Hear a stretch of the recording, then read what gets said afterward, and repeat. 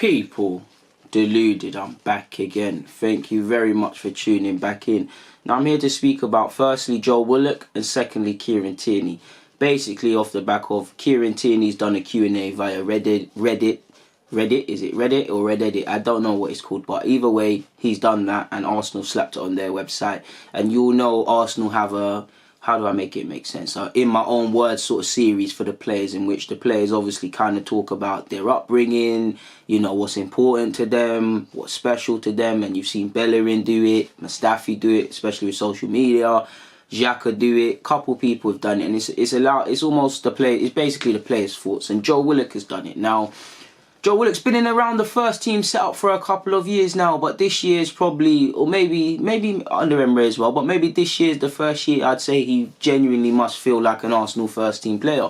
We all know he's, you know, very much a rotation option, a squad option, a young man trying to make his way.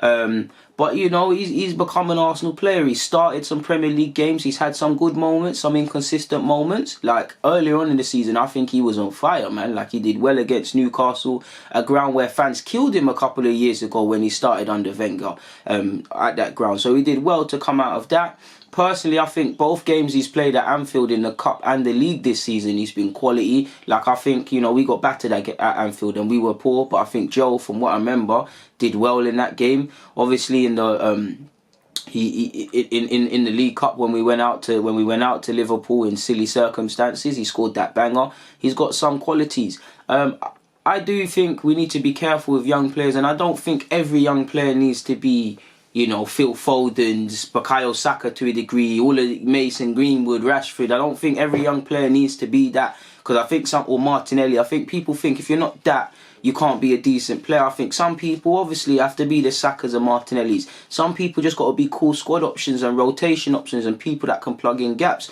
Nobody knows Joe's level. A part of me thinks he can be a good player, but I'll be kidding you if I think he could, you know, have higher expectations for Martinelli and Saka. My expectations or my opinion's irrelevant. He could go as far as he wants. He's already proved a lot of people wrong in relation to making it here.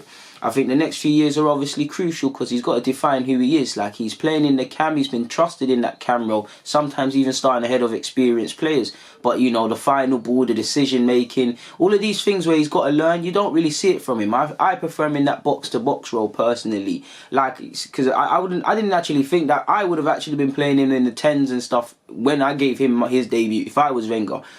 That's when my agenda for him to play in the pivot really started, because I was shocked how... I think Joe, since he went into the first team, the biggest shock was how switched on defensively he is in comparison to what I thought. And I really like him, man. And, you know, let's get on to his comments, man. Only he can, you know, he can do what he wants in his career. It's down to him to work hard. I just hope he becomes an Arsenal player that we can use for a couple of years. If not, like a couple of these players, you know, the Nelsons, the Joes, the Maitland-Niles, the Holdings, completely different. But yeah, hopefully we can make profit.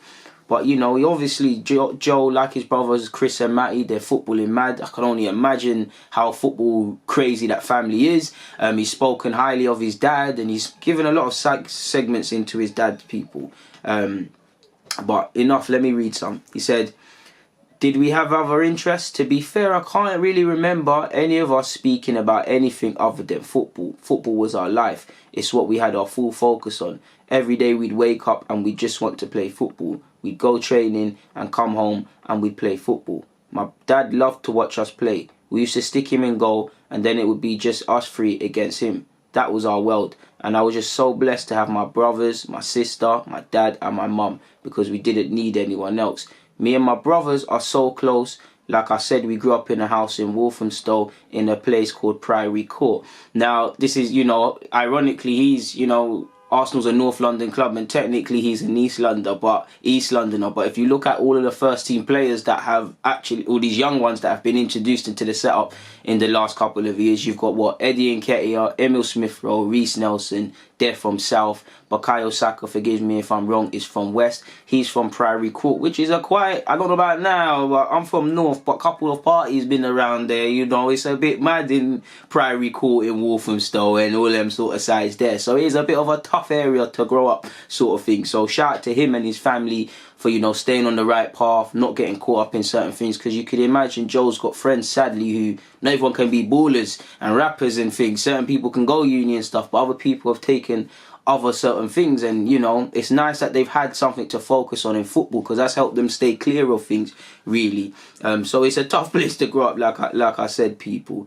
It really is, and it's heartwarming to hear stories like that, man. It's just living and breathing football, so you almost get the feeling it was football or nothing for these lot. In fact, I'm so sure Joe Willock's technically not played Sunday League. I could be wrong, but I'm so sure I saw something like Chris was signed, Matty was signed, and Joe just went straight into the setup. Or it could be Isaac Hayden. I could be wrong, people. So yeah, man, he's been someone that family means a lot to him, and his family means it all to him, and that's where he's got to stay, because Joe, in his short career, he's been loved by Arsenal fans, he's been hated and scapegoated. You've seen people go on and make YouTube vids that he's not good enough, and it's his family that's going to keep him. You've seen him, sadly, that old lady in the sun tried to, I'm not going to go over a man's dirty laundry, but tried to kind of do him dirty. So he's learned a lot in his career already, people, sort of thing, and he will learn a lot. And I really like Joe, man, because I think he's not, he obviously he's human, things can get to him, but he seems like the sort of guy, I can't explain it, like an old Caribbean man. Like, he just takes everything in his stride. He doesn't get too upset or too excited. He's just easy and cool, man. That's what I like about Joe, man. He can be frustrating on the field, but I like how he doesn't. It's like he don't let things faze him. It's like he genuinely believes he's supposed to be there, which is a great thing for me to see, because you lot know me. I'm very much like Arsene Wenger in the way I come across and how I'd like to coach. I think players need arms around them. They need help. They need support. They're gonna go through moments, but for the same token, the shirts, not just at Arsenal, in all Premier League teams, they're heavy. And if you don't believe you're supposed to be there, how can 50 odd fans believe you're supposed to be there? Because there's going to be good and bad moments, as there has been in Joe's career so far. But he's living the dream right now. He's gone on to say, every night we would talk about what we're going to achieve, where we're going to live when we become footballers. We just tell our dreams to each other at night. Those moments, you never get them back, but I keep them with me in my heart so much. When we have those trials and tribulations, we can think back to those moments. We'll be so close for the rest of our lives. See, and he's more or less echoed what I've just kind of said. And he's gone on to say, my oldest brother, Matty, is the one who's always had the brains. Chris had brains too. But when we were growing up, he was the golden boy. He was the one who was talented from the get-go. Just so skillful, and the one everyone's drawn to. And, it's ironic, like, not even a bad way, but it is a bit in that you look at Chris Willock. He was the golden boy. He's almost struggled the most out of the three brothers, really, in terms of men's football. Well, Matty, I'm not too sure where he is now. I think he's at Gillingham. He's been at Scotland, previously been in United. But Joel's the one at Arsenal now. Chris is obviously back in England on loan at West Bromwich Albion. I think he's actually said Chris is living with him technically. And Chris is still a baller and stuff. But it's funny how football works. And Chris is, like I said, they're all professional footballers. So they've all had a great career so far. And their parents, it's almost all been worth it, really. Because I can imagine one son is hard enough to take them 3-4 times a week to whatever, much less 3 different age groups. Again, say Joel gets released from Arsenal, but Chris Willock moves to Chelsea, and could you imagine if all 3 played for a different academy, people? Could you imagine if one was at Chelsea, one was at Arsenal, and one was at, let's say, Palace or Fulham or Tottenham or something? You got one going to Enfield, one going to Surrey, one going to, well, fair enough, Hayland's not far from them, innit? So like I was saying at the start, people, Joe Willock's probably the closest thing I have as an Arsenal fan to an actual North London lad, because Hayland is East London, but it's 5 minutes in a car from where I live. It's 5 minutes away from where he lived in Priory Court, is what it is. So I want to see Joe do his best, man, and stuff like that, man. And it's lovely because there's going to be times Chris isn't feeling it and Joe's going to need to G him up. Joe's not feeling it, Chris G him up. Matty, the older brother, come in. And then times you're going to need to hear things from your mother, your father, his sister or sisters, I cannot remember, but family means it all. He said, I truly believe in my brothers, and I know that one day they'll be playing at a level that I know they can play at. It all goes back to what we talk about when we're younger. I know we can get to that position, and God willing, it will happen. Chris is actually living with me at the moment because he's on loan at West Brom, and although he spends a lot of time in Birmingham, he's over at mine a lot, and Matty plays for Gillingham, so he still lives back at home because it's only an hour away. I get to see them every day, and it's brilliant. I just keep going. Success for me is making people happy when they watch me. And that's what I like to hear, Joe. Regardless what people say, you should be this, you should be that. These young players, they need to remember why they started football. And they need to enjoy it. It must be difficult to enjoy. Even people like Hector Bellerin. Every time you step on the field, the vegan thing, you're not focused, you're not where you're supposed to be, where we thought you are at 18. Some of these things can be valid and true, some of them are unfair. And these things can play on a player. Speculation and talking points are going to follow them. And they should take a lot of it on board and obviously want to improve. But you've also got to remember to enjoy it. A football career is short. Joe Willock's 20, 21 or so now.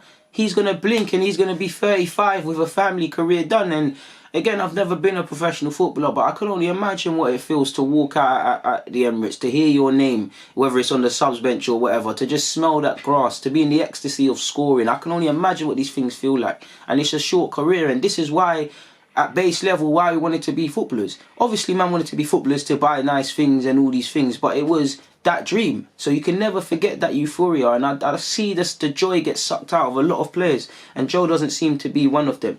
Like he said, it's making people happy. He said, if I've inspired someone coming from bad areas or estates like I have, and I've inspired them to live out their dreams as well, that would make me really happy. I want to continue to play for Arsenal, hopefully one day captain the side, and then one day play for England. That would really make me happy, and I know that my brothers would feel the same. They have big dreams as well, but we all have the same goal, to do everything in our career, to do our ability justice. I know we can do that. So yeah, man, he's very focused on his goals. From that, you get the feeling of family, faith, God, and that very strong to him. And you know, whether you believe in God or the universe or yourself or whatever, I can't tell you what to, and I'll never look on you. You need to believe in something when you're trying to reach a goal, people. You need to believe in yourself and believe that you can do it. And he seems like the person, you know, he's going to train as hard as he can, apply himself, make his prayers, and whatever happens. And you know, I want Joe to do well, man. I want all these young players to do well. They're living the dream, a dream I would have loved to have done, man. And yeah, man, they should never forget what it means to be a professional footballer, because it's a short career and fans are always going to talk. When it's not you, Joe, it'll be the next Joe Bloggs, who's probably 2 years of age right now. He doesn't even know he's going to play for Arsenal in the future, sort of thing. Moving on to Tierney, though, and Tierney's, like I said, offered some questions. He answered fans' questions, and let's just get into it. Who was your first friend at Arsenal and who was your role model at the club? He said the first two people I became friends with were Hector Bellerin and Dino Mavropanos. As when I first came in my first sessions, I was walking out with them, and they were the first people I really spoke with. We were all injured together at the same time, so that's why they were the first people. And yeah, man, sad circumstances, but nice to see he's bonded with players. And if you're cynical, him and Bellerin are going to be part of Arteta's first choice back four. Mavropanos, who knows if you develop. So if they've got some understanding and some empathy for each other already, could only get better from there, people. Not going to read it out, but he also bigged up Celtic. You know, he's never going to have nothing but good things to say about Celtic. He bigged up Celtic. It was a difficult decision to leave. You know, he even spoke about home comforts he misses and food he potentially misses. But, you know, read that all of that stuff if you want to, people. He was asked for what the best moments he's had at Arsenal so far, or best moment, better yet. He said, probably the reception I got from you guys on my debut. Making an appearance after injury is always brilliant, but the fans took me so well with a round of applause at the start as well. When I got substituted, so the night of making my debut against Palace was just a great night. He was asked about his top 3 left backs of all time and what he's doing in quarantine. You get the vibe he's quite a gamer, because he always answers a lot of questions about PlayStation. I packed up my PlayStation, and you know, being a 22-year-old man leaving Scotland for London, you know, he's still got to acclimatise. He's got to make new mates in his work life. He's got to He's got to make friends for his private life as well. You know, he's got to find shops to go to. You don't want to get. Obviously now he's clunked up in a hotel room or a house or whatever his living arrangements are, because he has to be. But you know, he's got a lot of adapting to do, and he's a fairly young man. He's 22 years of age. People need to allow it a bit. So yeah, man. He said he wouldn't say he has a top 3, but he said Roberto Carlos, and you know, It's a good reference point. I want you to try and become the Scottish Roberto Carlos for Arsenal people.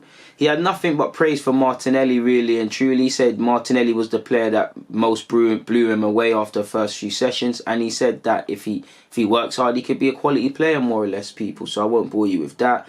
His lockdown routine has been get up at 10 a.m, have a bit of breakfast, which is normally scrambled eggs, ham and a slice of toast. Stuff a lot. Stop the port thing, my guy. But then I'm training from 11 a.m. to 12:30 before lunch at 1 p.m. Then a few hours of PlayStation, dinner in a couple hours, then a couple hours of PlayStation, repeat. He was asked on the toughest opponent he's faced in his career so far, and it's not a surprise. He said Kylian Mbappe. He said he was the quickest and the sharpest. In terms of banter, I must admit, I thought it'd be Rob Holding, but he'd asked who does the best Scottish accent. He said while he can't really say anybody, he said Callum Chambers thinks he can. And then he further on to that question, he said, who do you get along the best at the club and spend the most time with? Who's got the best banter? He said, Rob and Callum, I would say, are the ones that I spend most of my time with, but their English banter is just not as good as my Scottish banter. They don't understand my banter either, or accent. And that's one thing I like about Tierney. He seems like he's got the banter. He seems like he's fitted in well. He seems like he doesn't take himself too seriously, and it's nice to see, man. And it's easy to see why he'd chill with Holding and Chambers. They're obviously all similar ages. You get the vibe that, like Tierney, they probably all play clubs together. Holding's a big gamer, and I'm not sure for Chambers, but they've all got a humorous side about them, people. He was asked on who can be a quality player and a world-class player out of the young players. He said Martinelli. On a more serious note, though, people, he was pressed on, are there any other... people, I'm skipping ahead. He said, what are some of the psychological roadblocks a player undergoing rehab for injuries has to overcome? He said, I just made sure I was in lots of contact with people around me and the people closest to me. I just always spoke to people and tried to keep my spirits high. But the physios at the club helped me so much as well. I've not got one complaint. And that's testament to Arsenal as a football club, and also the physios who we don't always hear praise. So congratulations to them. And thank you for helping Tierney obviously come through from his injury with no complications. We know sadly he's suffered another one with his shoulder, or had a shoulder one, but we'll see what happens in that regards when football returns, because he is fit again, I believe.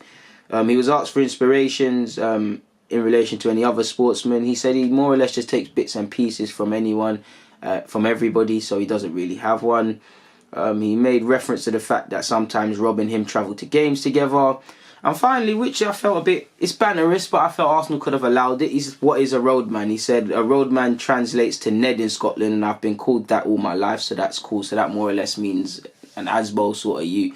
And you obviously know the whole roadman connotations and things. I do think Arsenal, it was light-hearted, but could leave that one alone, especially maybe I'm being a bit too serious. But again, let's leave it there, man. I think that one could have been left out, really and truly, and it's a bit wet, really and truly, but it is what it is in that regards, people, man. I've got nothing more to add. All I can do is say big up Kieran Tierney, shout out to Joe Willock. Hopefully everybody's fit and everyone can do their thing whenever football is back, whenever that is, people. And I do think on that note, you've seen Arsenal offer a statement more or less saying they support the decisions that the relevant parties have to make. Their first priority is to get the league going again, people.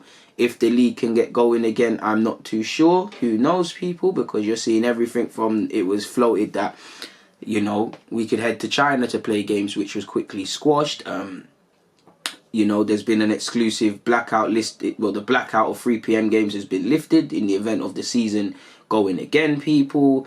You're obviously seeing Premier League clubs are in talks with the PFA over a 30% player deferral scheme, which follows a video conference on Friday.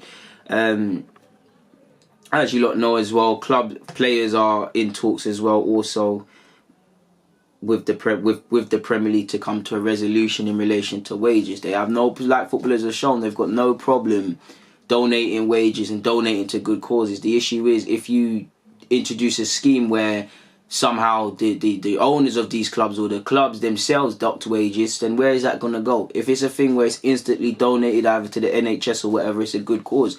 I support players donating, players should donate, but I think, and especially when you see MPs come out, it's a very easy target professional footballers, because nobody's speaking about the hedge fund owners, the bankers, the people that run the financial sector that 9 times go running when there's a thingy going on, the Amazons, the Googles, the people that get away with paying menial tax. This is the sort of things that happen. And if you, to be honest with you, I feel sorry for the people at the ground, and I don't condone clubs exploiting the government's fee to pay wages. I think it's absolutely disgraceful. With the clubs are always announcing new partnerships, new season ticket money, and all of these things, the riches. Where's all this money going? Probably paying it to shareholders. It's suddenly gone now, sort of thing.